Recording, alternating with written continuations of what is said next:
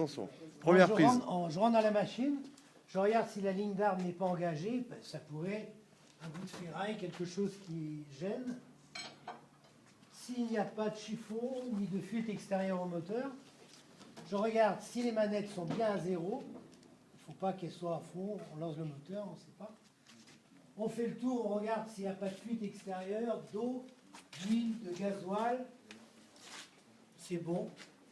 Première chose qu'on attaque, l'air. On purge l'air.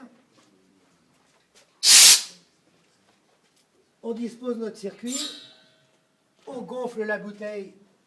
Pour ça, on suit le tuyau, on arrive, on a encore une purge d'air ici.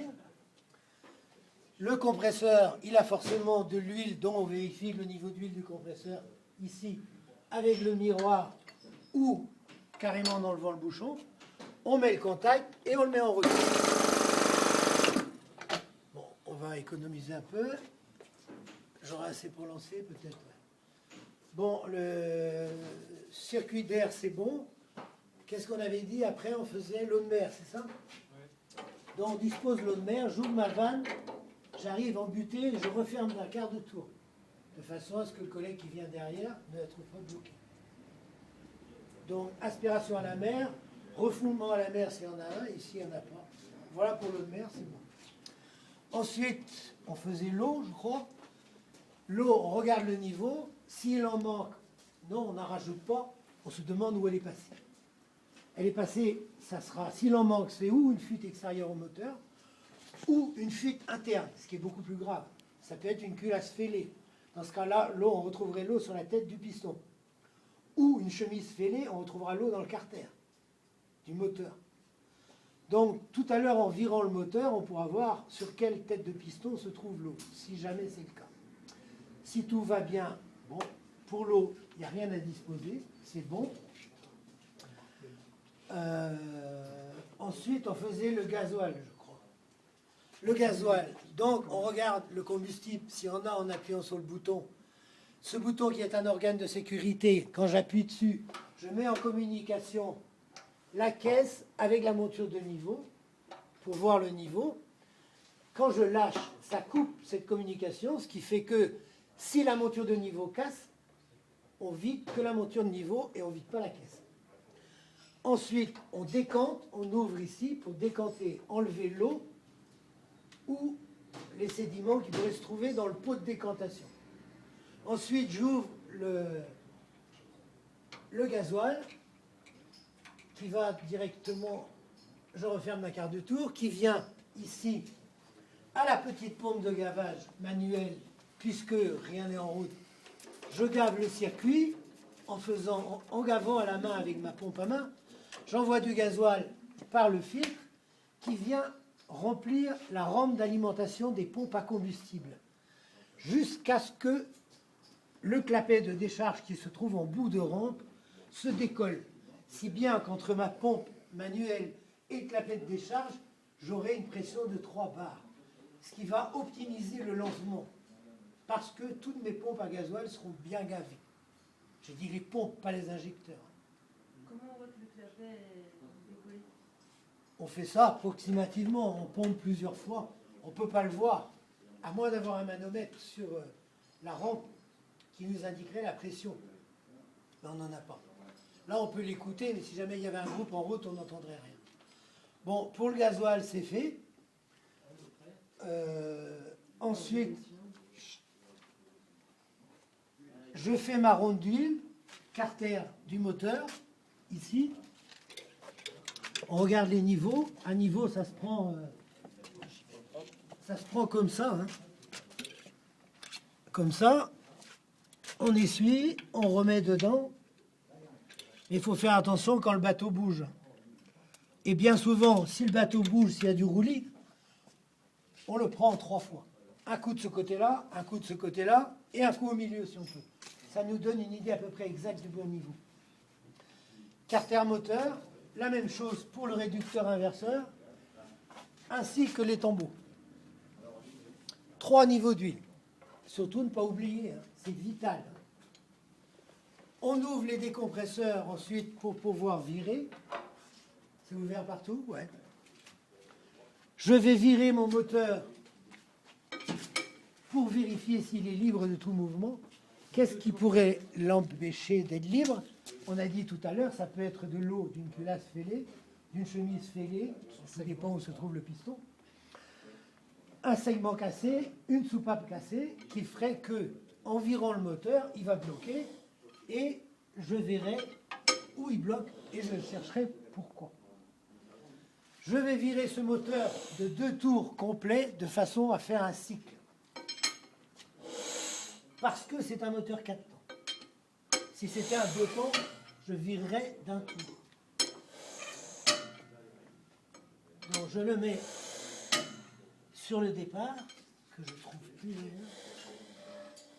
Vous entendez les injecteurs qui crachent? Voilà. Voilà. Ici, départ. Bon, voilà. Départ, c'est les cylindres. J'ai amené ma glace ici, la glace dont on a parlé tout à l'heure, c'est-à-dire le distributeur d'air, celui-ci. Quand j'ai viré mon moteur, cette partie tourne. J'ai apporté la glace devant l'ouverture du cylindre numéro 6. Pourquoi? Parce que l'ordre d'allumage de ce moteur est 1, 6, 35, 4, 7, 2, 8. Et les soupapes de lancement se trouvent sur le cylindre 6, 3, 7 et 2. Quand je vais lancer mon moteur, le moteur, l'air de la bouteille va être injecté au-dessus du cylindre numéro 6. Tout va tourner, ensuite le cylindre numéro 3. Et à suivre. Mais là, le moteur sera déjà parti. Voilà, bon, bah, je peux y aller. Et on n'a pas fermé les... Si, on a fermé. Pas encore. Donc, on ferme les décompresseurs, forcément, sinon, on risque d'avoir une surprise, ça fait vilain. Hein. On les graisse, non? Voilà. C'est bon? Alors, primordial, on n'oublie pas, prégraissage de façon à faire un film d'huile dans tous les organes mobiles, bielle, menton, vous voyez, partout où va le circuit d'huile, on remonte partout, on graisse bien. En fait, on amorce tous les circuits. On amorce tous les circuits de façon à optimiser le lancement. Bon, ouvert ici, j'espère que j'aurai assez d'air, je ne suis pas sûr. Ça me paraît un peu léger. Pareil, je réfléchis bien, si tout est clair, si j'ai rien oublié. J'ai fait l'air, gasoil, eau de mer, eau douce, huile. J'ai tout vérifié, j'ai viré mon moteur, il n'y a pas de point dur. Je fais mon check avant d'appuyer sur la manette. C'est pas une fois qu'il est lancé qu'on vous dit vous êtes collé parce que vous avez oublié de regarder l'huile, les niveaux. OK? Et je lance.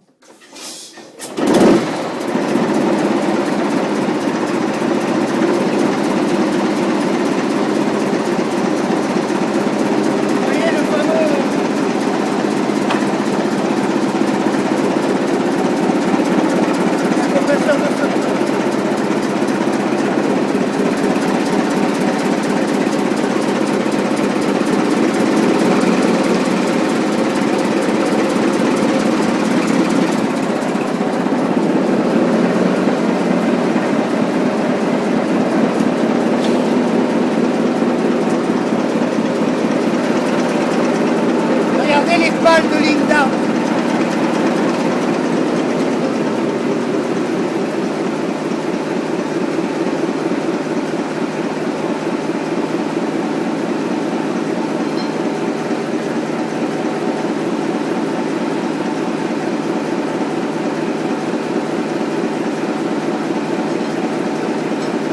C'est pas variable. C'est pas variable.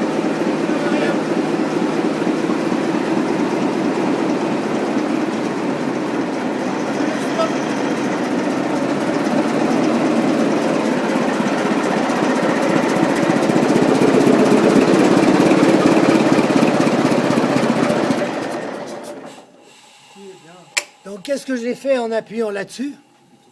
On a étouffé. Non, on n'a rien étouffé du tout. On a arrêté l'arrivée de gasoil. Non. J'ai agi sur toutes les pompes à combustible. Les pompes à combustible qui se trouvent ici sont commandées par une crémaillère. tout en même temps, et en faisant varier par rapport au trou où l'arrivée de gasoil est là, en faisant varier cette position, je fais varier la course ici qui s'appelle la course utile, ça là.